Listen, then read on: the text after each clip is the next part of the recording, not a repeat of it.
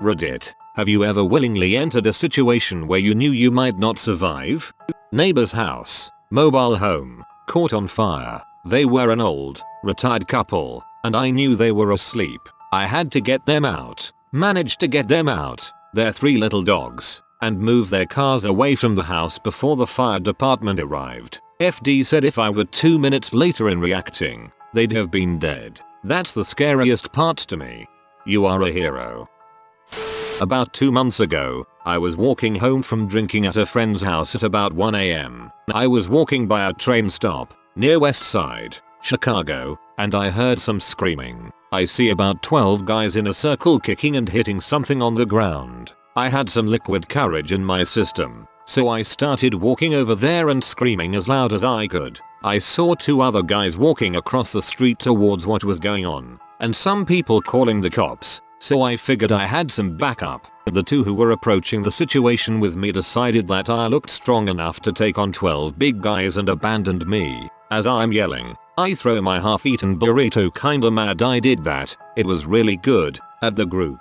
Some had already started running to 3 cars that parked across the street. The guy I hit with the burrito started coming at me, along with 2 friends. He got 1 good hit in the face and I put my hands up proclaiming I'm not going to hit you, just get the frick out of here. After a minute of staring me down, I notice a transit cop and run over. After 5 minutes, there are about 40 cops and a bunch of ambulances there. I'm sitting in a bus stop bleeding from my mouth and my wife is sitting there shaking, watched from a distance. I sit in the bus stop for about an hour while these degenerate pieces of crap, all over 30 years old in nice cars and clothes, are sneaking past the cops and looking at us and threatening us. The guy who was the victim of that attack ended up running across the street before collapsing. The buttholes were beating him with a bottle and cut him up really good. 2 ended up getting arrested. I couldn't hit anybody since I was quite drunk. The guy was okay. He was in the hospital for a few days. 2 days later his mom called me crying thanking me for saving her son's life. That was a pretty great moment in my life.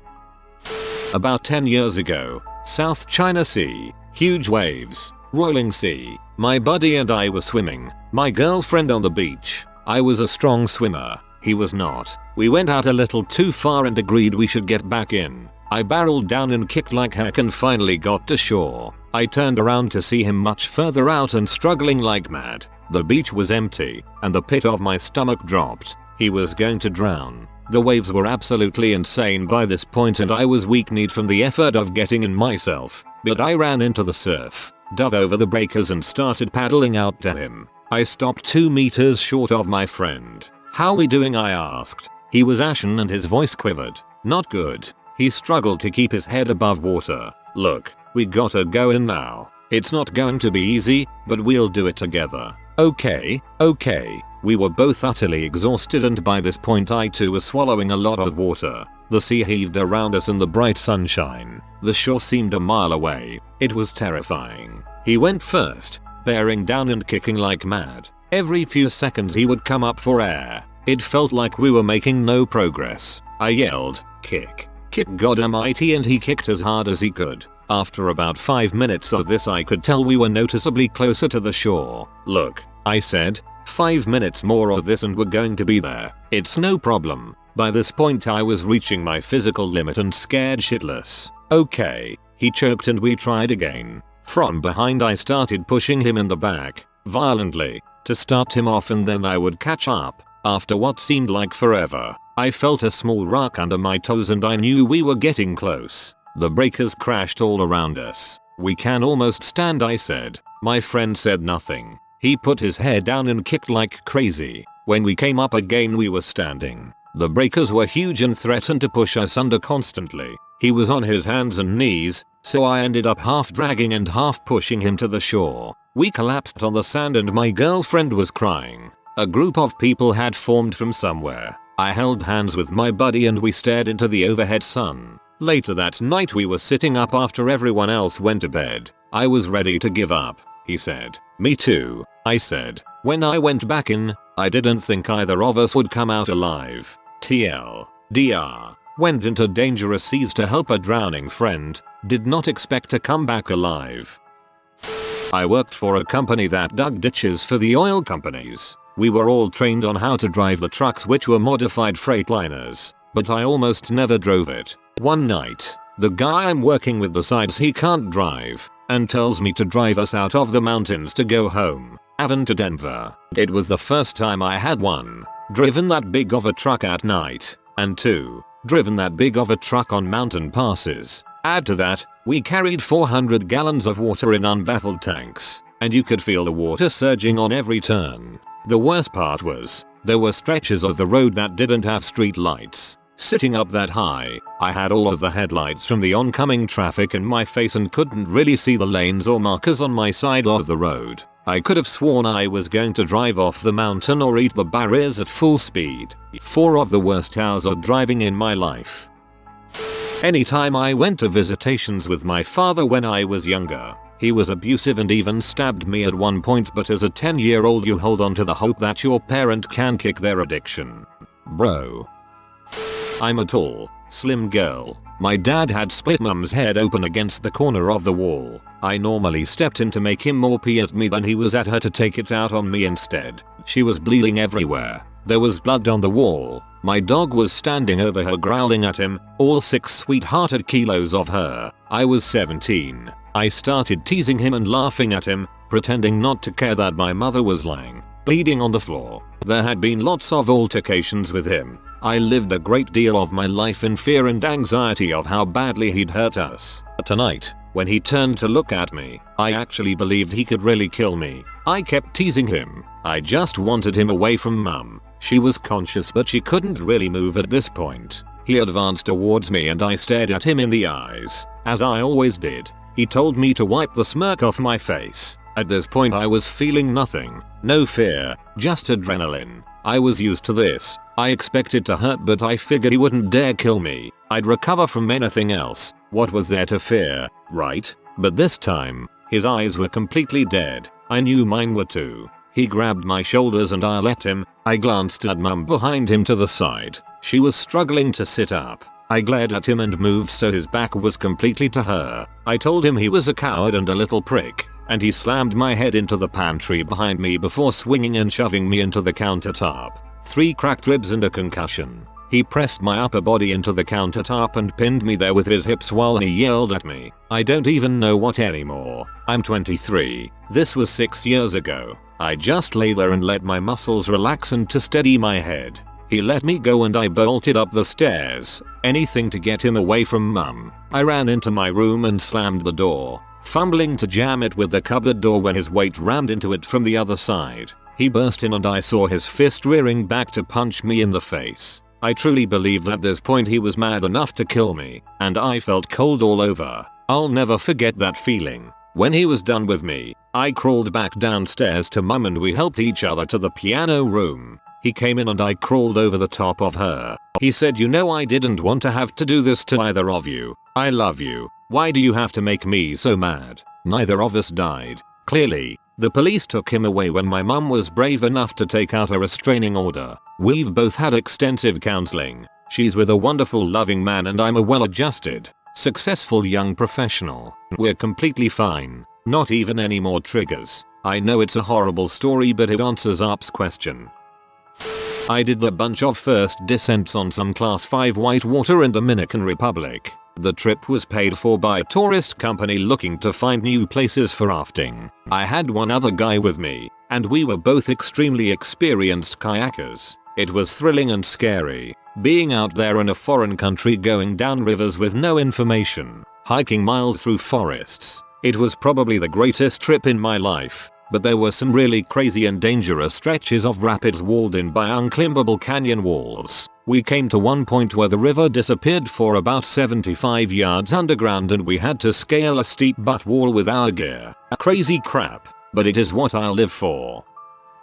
I've jumped on the subway tracks to help people before. Also, I used to ride in NYC yellow cabs. One time, he wouldn't let me out, and he kept driving. I opened the door to tuck and roll and I got stuck on the seatbelt and was dragged alongside the car for a good 2 blocks while he was going about 30-35 miles per hour. He tried to kidnap me. I couldn't make out his plate as he drove away, and all my things were sprawled across the street. A woman came to help me as I was sobbing and picking up my shattered phone and makeup. I walked home with just a few scrapes and bruises, nothing more. Soon after that incident, a yellow cab picked up a girl I know from a bar not far from me. When she got in the car, she asked him to calculate the fare, said it was too expensive, and said thanks anyway. She tried to walk away, and he ran her over, broke both her legs. Now I have this fear of yellow cabs. I'll never get into one again. I think I may have gotten off topic.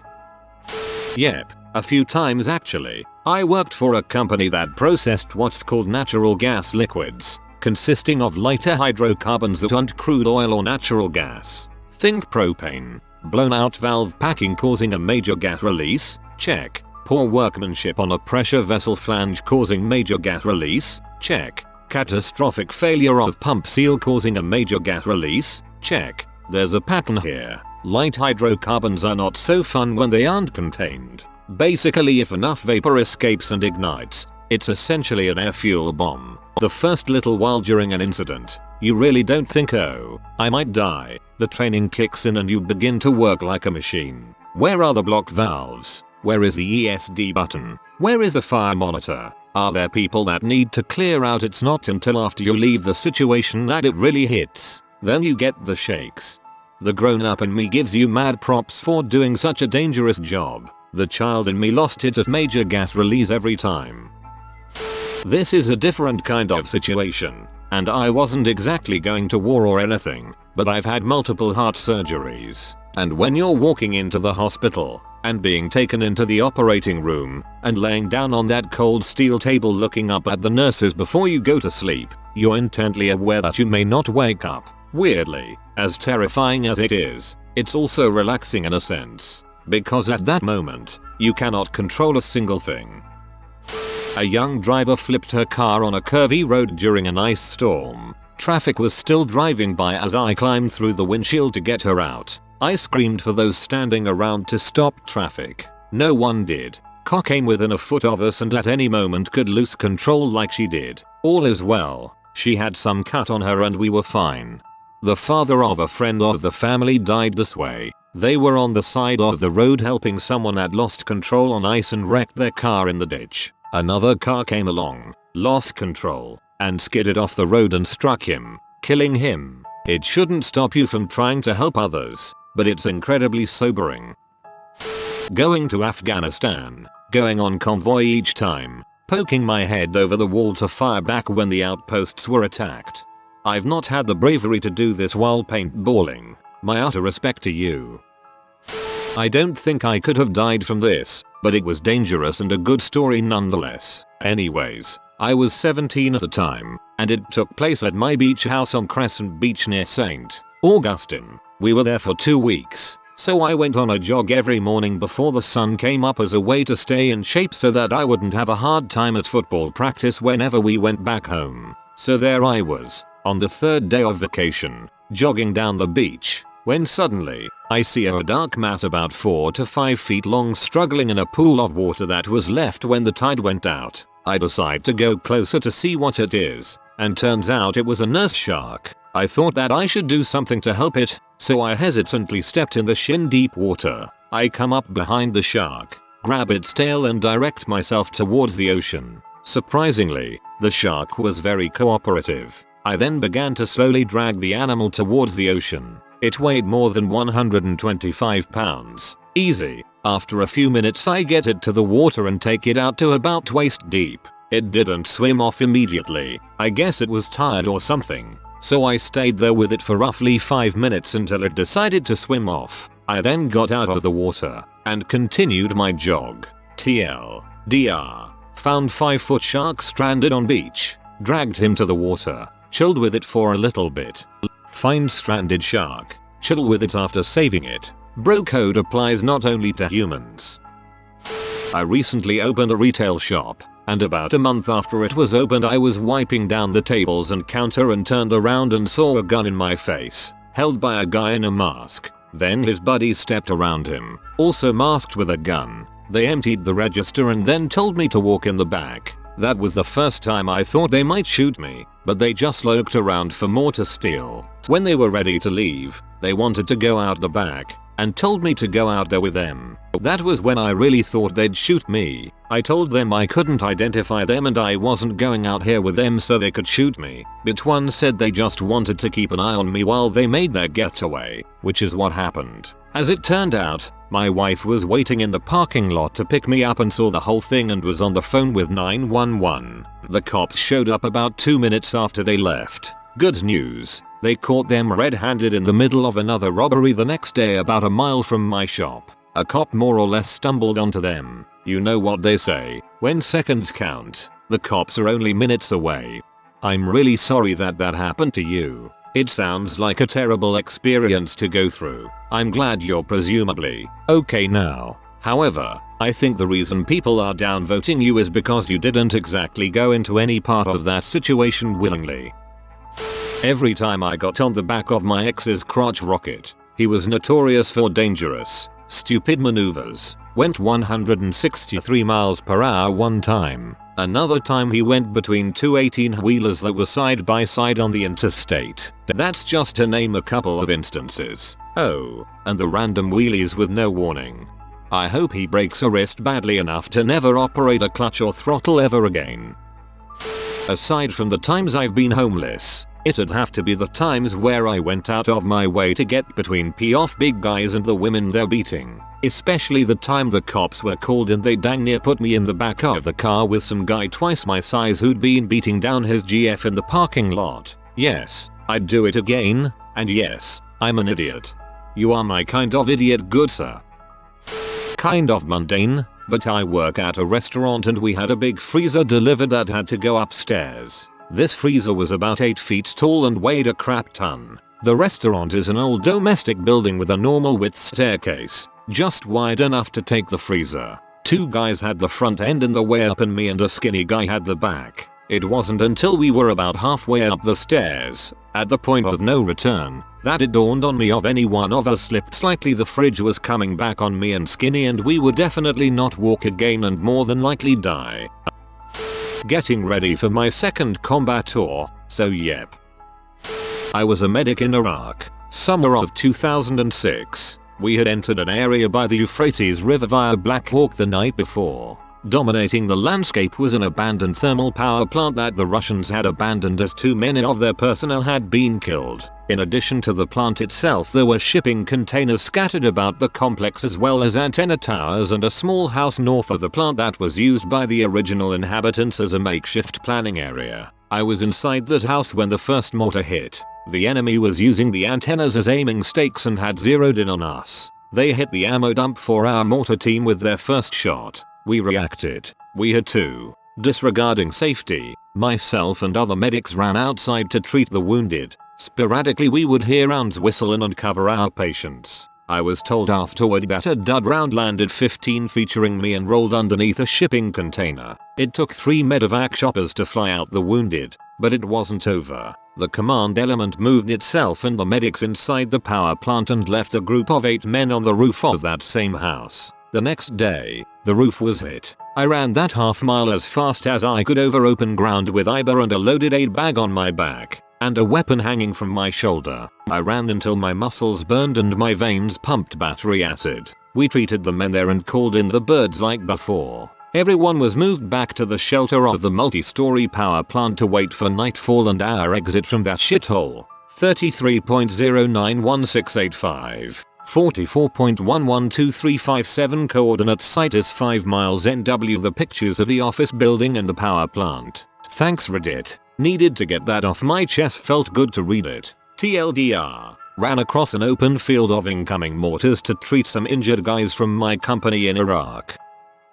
Once when I was 16 and all alone in a big house in the countryside, I heard a noise outside. Then I saw the door of the garage was opened. I yelled and asked if anyone was there. Said I had a knife. I had. That was already incredibly stupid. But then I decided to go in the garage to turn on the light. You have to step in a pitch dark garage. I felt like this guy in the movies, who do all the wrong things and end up getting slashed by a maniac. But I went anyway, because hey, I'm a man now, I must have balls etc. Turned on the lights. No one. Problem. There's another room, also dark, with the door that led to it removed. Same player plays again. I'm about to step in the next room when a freaking cat jumped from the shelf. Like in the movies. I swear. Heart racing in my chest. I turned on the second and nothing. Never knew what to open the garage, but I realized how incredibly stupid I've been. I have other stories but they're not so cool.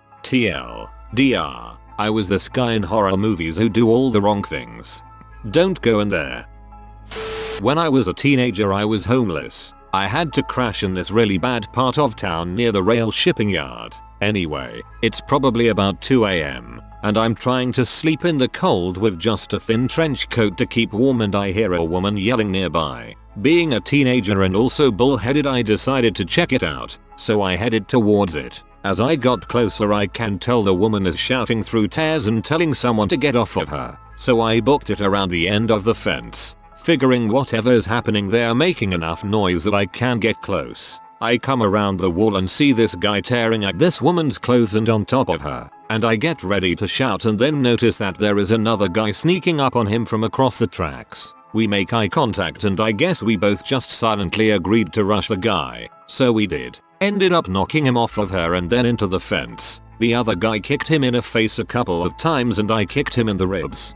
During this he dropped something but I wasn't really paying attention to what it was. He fumbled around in his coat for a second and then scrambled and booked it away. The unknown guy with me looked at me and goes, "Should we go after him?" I said no. We need to make sure she is okay. So we went over to her. At first she threw some rocks at us and freaked out while trying to cover herself. We just kind of took it and I took my jacket off and tossed it over and we both sat down. I said, "Look, we aren't going to hurt you. Use my jacket to cover yourself." Okay, it took us both calmly explaining that for a while before it finally clicked with her what we were doing. After sitting with her without a word for about 20 minutes, finally a single cruiser rolls up and 2 cops get out and draw guns on me and the other guy. The woman started freaking out about how we saved her and that I had given her my coat and everything. Me and the other guy just sat there and didn't move. We were cuffed as a precaution, UHG, and after a while uncuffed and questioned about the guy and what we saw.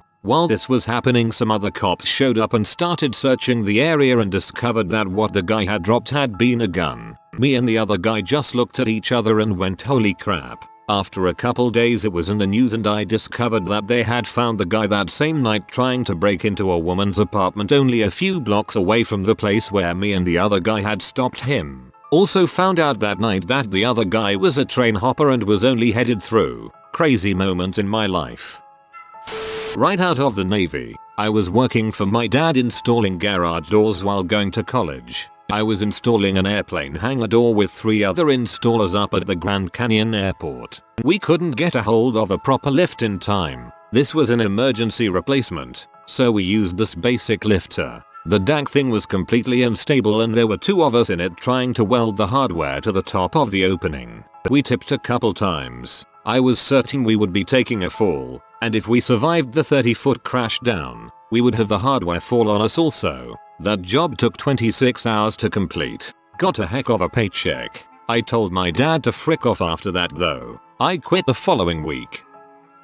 When I was 16 I was left home alone for the day. My sister went out to work and my parents went out of state. It was the summer and hot as balls outside, so I turned on the air conditioner. I have to open the garage door or else it overheats in there, so I did. We usually lock the regular door that leads into the house so nobody can walk in. I forgot that day. Big mistake. I go into my room, and about 2 hours later my dog is barking like a psychopath in the living room. I was going to ignore it, but her barking sounded really frantic. I walk in there and hear the garage door doorknob jiggling. Sometimes the door is hard to open. I figured that my sister was home early from work, so I yelled, "It's not locked, it's open," but I didn't hear a response. I said it again, but she just messed with the doorknob more and started banging on the door with her fist. I rolled my eyes and angrily walked to the door to open it, saying I said it's not. I got there and the door opened. It only needed to open a crack before I realized something was wrong. All I saw through that crack was thick dark hiking boots of a man, not my sister. I screamed "No!" and quickly threw all my weight onto the door to close it, but the man was resisting against me. I struggled while absolutely crying hysterically. Then I finally got it closed enough to lock it. I heard footsteps run from the door to my backyard. I grabbed my dog and tried to run to the kitchen to get a knife. Then, like in my nightmares, it felt like 50-pound sandbags were in my shoes, and I fell forward. I was now tripping forward every 2 seconds and practically crawling while struggling to carry my dog. All this while I was hysterically crying and screaming like in the horror movies. I stretched up to the counter to get the biggest knife I had and I heard footsteps on my deck approaching the back door. I stood still on the floor and covered my mouth to quiet my crying. I had to hold my breath so I wouldn't make any noise. I thought this was how I was going to die. I was going to be killed right here on my own kitchen floor. The mini blinds were closed, and after a few moments he left. The cops scouted the area, but the man was never found. TLDR. A man tried to break into my house while I was home alone. It seems like attempted suicide is a repeated entry here. Add another to the list. A bottle of Valium crushed into whiskey. Don't do it, guys. Going bareback on a girl from a club hookup. I remember thinking about the risks before doing it, but I was too drunk and just went in. When I took my next HIV test, that was the longest week of my life waiting for the results. I was so nervous. HIV is the last disease I'd worry about in a situation like that. Well, maybe not survival, but definitely severe injury. Used to work at a psyche ward for kids, and on occasion, aka always, we'd run with an understaffed crew. Normally for safety, we'd need to have about 12 to 14 people. We usually had 6 to cover 56 kids over 4 units. Anyway, they'd riot, or plan an ambush or escape attempt. Usually one of them would find a weapon like a piece of glass or metal, and they'd call us from the other units to help. If our units weren't rioting, we'd come and save our co-workers. The being able to come save you didn't happen that often. Anyway, picture this. You're standing outside a door. Over your headset, you hear your co-workers go from professionally requesting help to screaming and begging for help. It sounds like they're being attacked by a pack of wolves. Through the door, you hear the screaming and usually the banging of one or more of the kids attacking the door, trying to get out. Likely, it's just you. Maybe they found someone else to back you up. Hopefully someone young enough to fight. Inside is over a dozen angry, violent, crazy 15-18-year-olds. Likely your co-worker has been cut up by this point and occasionally, there'll be blood scattered about like a horror film. People bleed a lot. Nothing weird really. And you have to walk into that. You have to take the shard of metal or piece of glass or wire or whatever from that crazy teenager. Calm them down. Drag the bad ones into the hall to be drugged up and get your co-worker out. So we would. We'd take a deep breath and push in and handle that crap. This happens about twice a day. The month I left, one co-worker had her neck broken, another her knee pushed in sideways, one a dislocated shoulder and still another cut up with a piece of filing cabinet. TLDR. If you work at a mental hospital, every day is fun. I went shopping for a gun to kill myself. I got a tattoo instead to remind myself that no matter how much my brain wants to kill me, I always find a way through. I was in Wyoming backpacking. At camp my friends and I were eating dinner when we realized that we were about 40 yards away from a fresh elk kill. My buddy got a nosebleed, wiped it with his bandana and stuffed it in his pocket not thinking. The entire night we had a horde of grizzly bears coming to the backcountry campsite we slept at, across the lake from our original site. We spent hours scaring off incoming grizzly bears with sticks we lit on fire and threw at them. I took 3 minutes to videotape my final goodbye to my family on the camera I had with me. The next day, after making it through the night, we hiked 30 plus miles out, got a ride to our car, drove to the liquor store and drank a lot. If you are new to the channel, you can subscribe. I publish new videos every day. Until then, check another video.